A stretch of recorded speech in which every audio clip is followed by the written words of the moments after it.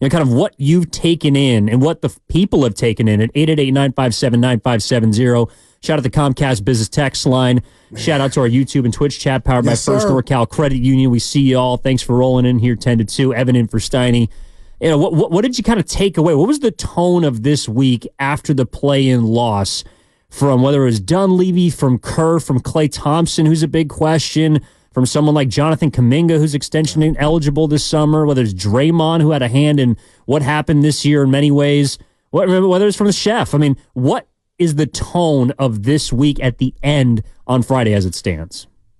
Loyalty. And when I say that, Evan, with all my character flaws, that's the one thing that I think I've mastered. And my pops handed it down, mom and pops, is loyalty. And as soon as that buzzer went off in Sacramento, Steve Kerr, Steph Curry, Draymond Green, Klay Thompson, they all talked about Klay's future. They talked about the big three. So, Evan, my biggest takeaway is, disappointed as I am, and I do this to Steiny all week, if you want to tell me their second half run, their record, the 27-12 or whatnot, and if Draymond doesn't get suspended, I'll sign up for that. But you ask me where I'm at right now and what I'm hearing and what I'm seeing, I think it's about, this team is still about the big three, and Evan, they think they still have something left. Now, what the owner is going to do is something else, I believe, or if he feels that way, they run it back. But today, on this Friday, I feel like when I hear the word Golden State Warriors, it's still about the big three, and I do expect Klay to come back. I do too. And if you disagree with that decision by the organization, if you feel like there was a different tone that you took from this entire week of exit interviews, we'll get through some of this sound, but we want to hear from you at 888-957-9570. I think Klay Thompson's the first place that you have to start, because every decision is going to be made based on whether he returns or doesn't, and specifically at what price, right? Because that's going to give you flexibility, or it's going to give you no flexibility. And maybe you're stuck running this big three back next year. The thing to me that I took away from this week, and hearing Dunleavy talk, and he gave us a few nothing burgers, but he gave us a couple breadcrumbs. And then Steve Kerr, who spoke both with Willard and Dibbs a couple days ago, and then at the podium yesterday, is, to me, I think the big three, while I believe they stay together, have to take more of a back seat. They have to be less important than they were this season. And while that might sound like, hey, Evan, you're asking them to lose, like the big three are still our three best players. I just don't think that this is a core right now of those three guys. Steph's going to be 37 next year. Draymond and Klay are going to be 34. I don't want the success of the season to rest solely on their shoulders. And that means that you might have to go out and find a replacement in the 2 spot for Klay Thompson. It might mean that you're going to have to go out and get some size and add to a front line that was really small this year. It means that you're going to have to go out and find pieces around the edges that could help in terms of perimeter defense and three-point shooting. You're going to have to do a lot this offseason, and it's probably not going to include a star. And Bobby Marks said as much yesterday with Willard and Dibbs, but Goo, to me, I cannot ask the big three to do any more than they already have. And that's, to me, in a way, also how you honor them. That's phenomenal, and I just got a couple rebuttals. It's almost like I'm hearing you say, or you're ready to tell a lead singer or singers of a group to be the lead singer but take a step back. And I think there's a two-way street, because I've been here for a while with the station, and I remember the parade day getting the opportunity to talk to Steve Kerr, and he told Steiny and I, you know what, next year's going to be about the youngsters. And it was a different group of youngsters then, Evan, that were going to pull more of the load the next year to kind of spare Steph and the OGs. But, Evan, the reality is, that was 2000. We have yet to ever see that. So my question to you is, when I say, and the masses, a two-way street, okay, if you approach these alpha males with, hey, we want to dial something back, do you think Steph Curry's going to be like, hey, coach, or owner, I'm totally cool with that? I don't think that's Steph Curry nor Draymond Green or Klay Thompson, who, by the way, didn't go out of his way, but he mentioned he still feels like he can play top-tier basketball, that like there's a lot left. So if you chose to have that conversation or have them take a step back, I kind of get it, but are they willing to digest that, especially after a year where the big three, quote unquote, didn't even qualify for the offs? No, they didn't. But I think we saw a little proof in the pudding the last 3 months or after the calendar year turned to 2024, because you can make an argument that is the longest, just taking Steph, for example, the longest period of time in which he has not played at near MVP or top 10 level basketball. Just over the course of post All-Star break, he just wasn't as good. It's ironic to me that that's also when the Warriors found their stride. And it's not necessarily a reflection of Steph's powers. He's obviously still the best player on the team. I think in a playoff series, if he was well rested and 100%, he could be the best player in a series, but you have to get him there. And so what I saw the last 2 months of the season was a Warriors team that was focused on how they could be better as a whole, how the fit could get them to wins in the regular season to eventually push them to 46 wins, which was more than last year. I thought this was a better team last year because of its depth. And that, to me, also does take pressure off of Steph Curry, which then takes pressure off of Draymond and Klay Thompson. Like, Draymond wasn't playing 30 minutes a night every single night the last 2 months. Klay Thompson had to come back into the starting lineup, but he was on the bench for periods, for spurts. I think the Warriors need to lean more into that, into their depth and into their younger up-and-coming players that have room to improve, as opposed to the players that, even if I hope that they can stay at the same levels this year, they're not, like, Steph's not going to all of a sudden just become better the deeper he gets into his years. Yeah, and you know what? I hear you talking, and Evan, I'll say this to that. The rat on the table, to me, brought to you by ATCO, is the big three. And if I had $1 for every time a team came in here that played the Warriors, that had a bunch of 3-and-D guys, young guys, athletic, that could shoot, D, jump, run, and I just feel not jealous, but there was envy. Like, we used to have that. We have some of that. But, man, the rat on the table, E, is the big three not really the big three. I respect Draymond tremendously on the court. Off the court, that's a whole nother story, and I don't bite my tongue. That's just me. But it's about Steph Curry right now. When we say big three and where Klay is at, you know, on an average day, it's not really a big three, E. By title, it is. But when you look around the league, you know, Steph's not playing with Anthony Davis. Guys like that, excuse me. You know what I mean? So how do you get the chef help? And, okay, I'll leave that there for another day, the big three. What about the two wings that I like? Give me some ranch or blue cheese.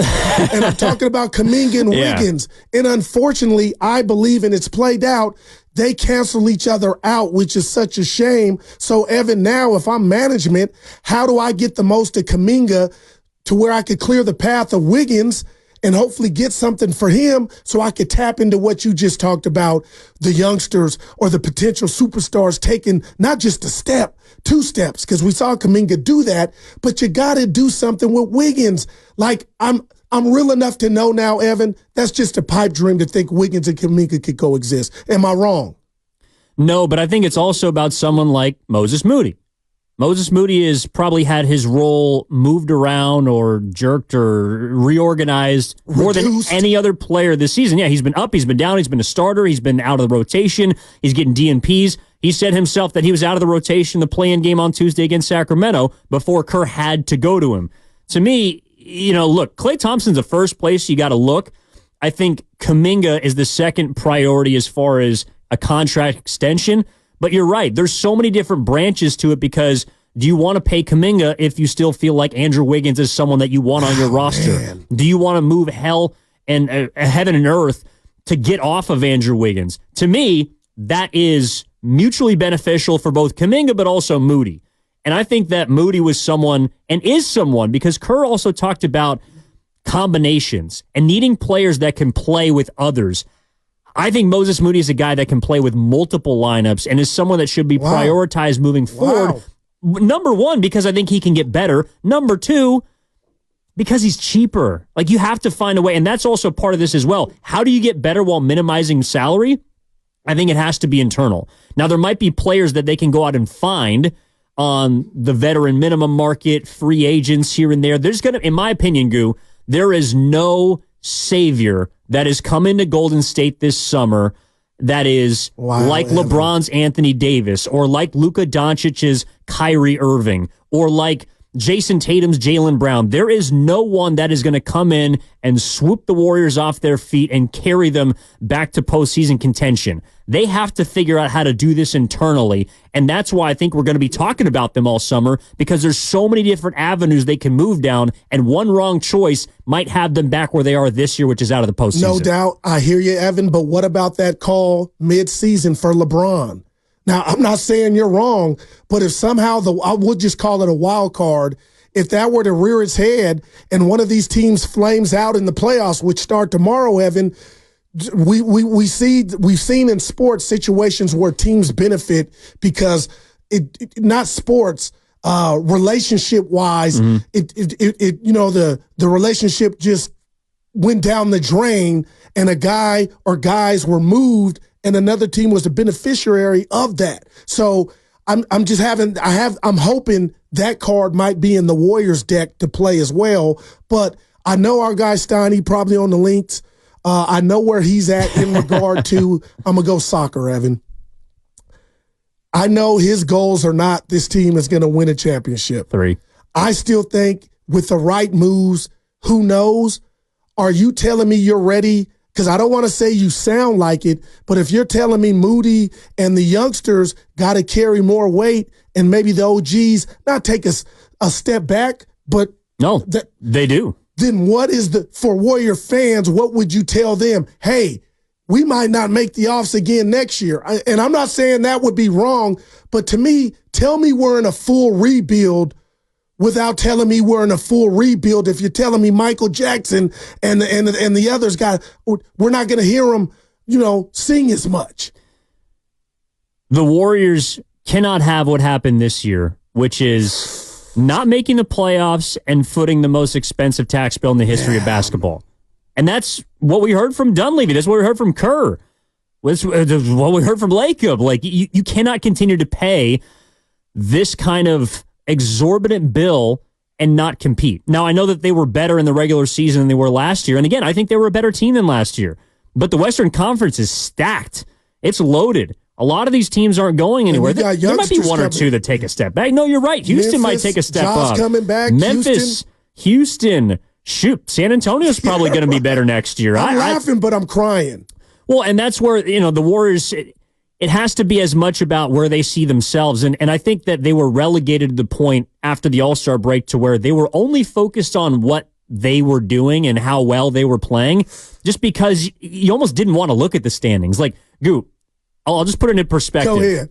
And I hate to do this, but do you know that the Golden State Warriors spent more days in the calendar year as a 12 seed than as a top 8 seed this entire season? Evan, that's heavy.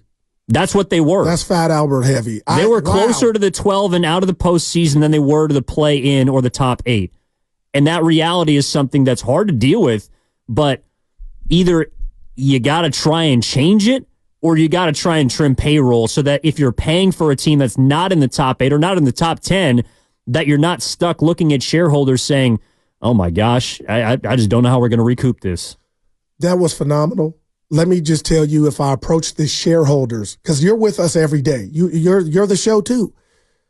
How much credence do you give to the fact that if I told the shareholders, if number 23 does not get suspended and miss 20 odd games, we're that team you saw in the second half that went 20. Like, and Steiny's right. Yeah. I don't tell him a lot of times. That one game playoff, there was a flukeness to it, but no excuses. But Evan, what are they really? Am I wrong to say Kuminga and Wiggins can't coexist? So if you decided to sign Klay, let's just say 2 for 50 or 2 for 60, and that got it done, and he's in the starting lineup, and you ran it back. If you were a shareholder, how much credence would you give to letting me allow you to give you Exhibit A? Number 23 got suspended. If that doesn't happen, we might be a 4th or 5th seed. How do you process that to your core? That's hard to reconcile with because even though Draymond missed 25 or 26 games, he might have gotten hurt. I mean, he had a lower back injury that he was hampering after he got back from his suspension, after his extended absence. Maybe that flares up more. I mean, look, I think it's really hard to tell. Yes, Draymond could have done this. Draymond could have done that. And I do want to get into Draymond because Kerr also spoke about the complex relationship that he has with this franchise that is different even than what we've seen in years past. And it's not good, in my opinion. But I'm not sure you can move off of him. I'm not sure that's a team that's willing to give you what's commensurate of his value for Golden State. I don't know if the Warriors are in a better place if Klay Thompson's not on this team because they don't have a lot of shooting. I don't know if the Warriors flipping Jonathan Kuminga for a player that's, I mean, in my opinion, like someone like Pascal Siakam was attainable at the trade deadline this year for something involving Kuminga. I wasn't willing to do that. I don't think the Warriors are willing to do that. I don't know if Siakam, even if you could have re-signed him this summer, moves the needle that much, in my opinion. So the Warriors are stuck between a rock and a hard place, and the rock to me is the big three and the experience and the veteran leadership, and the hard place is the youth that doesn't appear to be quite ready yet. That's what I saw on Tuesday night in Sacramento. What have you seen from the play-in tournament, or the play-in tournament, the play-in elimination game, I should say. I wish they had a tournament. And what have you seen from this week? What have you heard from this week from the Warriors brass? 888-957-9